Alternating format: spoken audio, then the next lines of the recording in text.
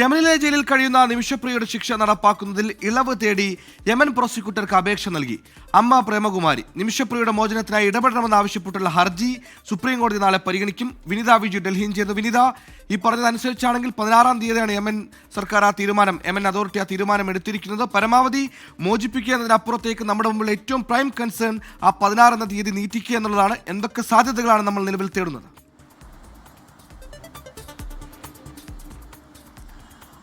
സുഹൈൽ, നിമിഷപ്രിയയുടെ കേസിൽ സാധ്യമായതായിട്ടുള്ള എല്ലാ വഴികളും ഒപ്പം തന്നെ എല്ലാ ശ്രമങ്ങളും ഊർജിതമാക്കിയിരിക്കുകയാണ് നിമിഷപ്രിയ ആക്ഷൻ കൗൺസിലും ഒപ്പം തന്നെ മനുഷ്യാവകാശ പ്രവർത്തകരും അടക്കം.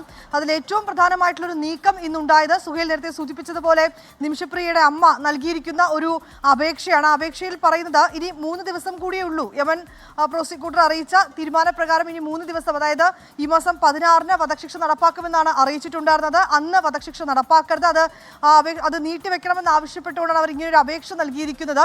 ഒപ്പം തന്നെ ഈ തലാലിന്റെ കുടുംബവുമായി ബന്ധപ്പെട്ടുകൊണ്ടുള്ള ചർച്ചകൾ നടക്കുകയാണ്. ദയാദനം സംബന്ധിച്ചുകൊണ്ടുള്ള ചർച്ചകൾ നടക്കുകയാണ്. അതിനിടയിൽ അത്തരത്തിലേക്ക് ഒരു തീരുമാനത്തിലേക്ക് പോകരുത് എന്ന് ആവശ്യപ്പെട്ടുകൊണ്ടാണ് നിമിഷപ്രിയയുടെ അമ്മ ആ അപേക്ഷ നൽകിയിരിക്കുന്നത്. യമനിലെ പ്രോസിക്യൂട്ടർക്കാണ് അപേക്ഷ നൽകിയിരിക്കുന്നത്. എന്ത് നിലപാടാണ് അവർ സ്വീകരിക്കുക എന്നുള്ള കാര്യങ്ങളൊക്കെ തന്നെ അത് നിർണായകമാകും. അതേസമയം നിമിഷപ്രിയയുടെ മോചനത്തിന് ആവശ്യമായിട്ടുള്ള എല്ലാ നടപടികളും ഇതിനോടകം തന്നെ പുരോഗമിക്കുകയാണ്. കഴിഞ്ഞ ദിവസമൊക്കെ കേന്ദ്ര സർക്കാരിന്റെ ഒക്കെ തലത്തിൽ ചില നയതന്ത്ര നീക്കങ്ങൾ ആരംഭിച്ചതായിട്ടുള്ള ചില സൂചനകളൊക്കെ തന്നെ വന്നിട്ടുണ്ടായിരുന്നു. ഇനി ഒരു 3 ദിവസം മാത്രമാണ് നമുക്ക് മുന്നിലുള്ളത്. അതുകൊണ്ട് തന്നെ അതുമായി ബന്ധപ്പെട്ടുകൊണ്ടുള്ള എല്ലാ മാക്സിമം നിമിഷപ്രിയയുടെ മോചനത്തിന് ഏതൊരറ്റം വരെയും പോകാൻ കഴിയുമോ അത്തരത്തിലേക്കുള്ള എല്ലാ പരിശ്രമങ്ങളും തന്നെയാണ് ഈ ഘട്ടത്തിൽ നടക്കുന്നത്. ഈ ഹർജി നാളെ സുപ്രീം കോടതി പരിഗണിക്കും. നാളത്തേക്ക് അത് ഫയൽ ചെയ്തിട്ടുണ്ട്. ആ ഹർജി നാളത്തേക്ക് പരിഗണിക്കുമെന്നാണ് ഇപ്പോൾ നമുക്ക് അറിയാൻ കഴിയുന്നത്.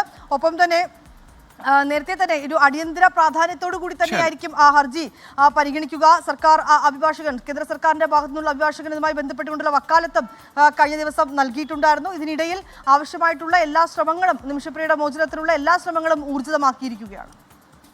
തീർച്ചയായും വ്യക്തമാണ്. യമനിൽ നിന്ന് അവിടെ ചെയ്യാൻ കഴിയുന്ന അത്ര നിയമകാര്യങ്ങളും നിയമപരമായ എല്ലാ സാങ്കേതികത്വങ്ങളും ശ്രമിക്കുകയാണ് ഇപ്പോൾ കുടുംബം എന്നുള്ളത്. പ്രോസിക്യൂട്ടർക്ക് ഈ പറയുന്ന തീയതി 16-ാം തീയതി എന്ന തീയതി നീട്ടുവാൻ വേണ്ടി ഒരു അപേക്ഷ നൽകിയിരിക്കുന്നു. അതോടൊപ്പം നയതന്ത്ര തലത്തിൽ ഇടപെടൽ നടത്തുന്നു. ഒപ്പം ഒരു ഹർജി ഇത് സുപ്രീം കോടതിയിൽ നാളെ ഇതുമായി ബന്ധപ്പെട്ട് വരുന്നുണ്ട്. വിനിത വിജയാണ് വിവരങ്ങൾ നൽകി.